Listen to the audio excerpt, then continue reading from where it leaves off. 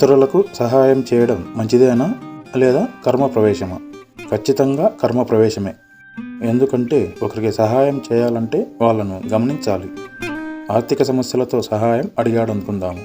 మొదట ఎందుకు వచ్చారని తెలుసుకోవాలి. వచ్చిన వాళ్ళలో చిన్న ఆశలు ఉంటే చిన్న తప్పు జరిగి ఆర్థికంగా చిన్న కష్టంలోనే ఉంటారు.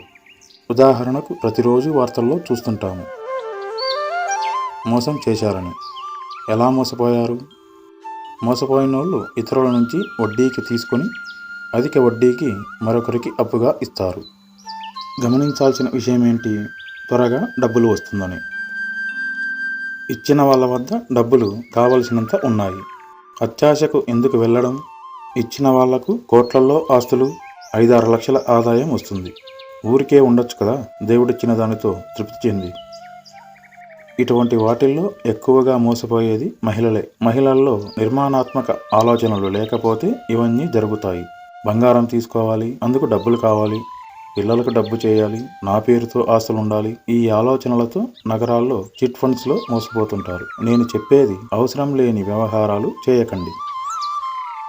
మనం సహాయం చేయడం అంటే ఏంటి? అందులో రిస్క్ తీసుకోవడానికి సిద్ధంగా ఉండాలి. సహాయం చేయాలనుకుంటే ఇతరులకు అప్పిప్పించి వాళ్ళు కట్టకపోతే సొసైటీని మోసం చేసినట్లే కదా. ఇది కామన్ సెన్స్.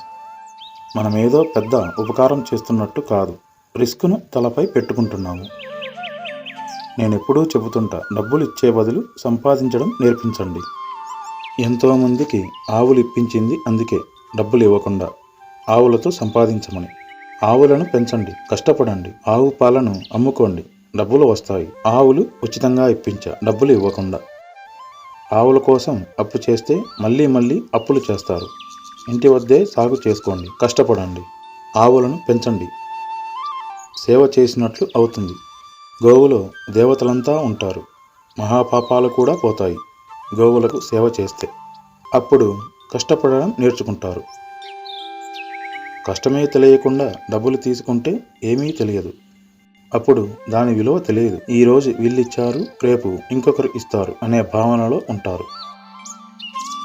మనమే వాళ్ళు దారి తప్పడానికి కారణమవుతున్నాము. ఒకరికి డబ్బులు ఇవ్వడం కాదు, సంపాదించడం నేర్పించండి. వాళ్ళను స్వాభిమానులుగా మార్చాలి, ఆధారపడి బ్రతికేలా కాదు.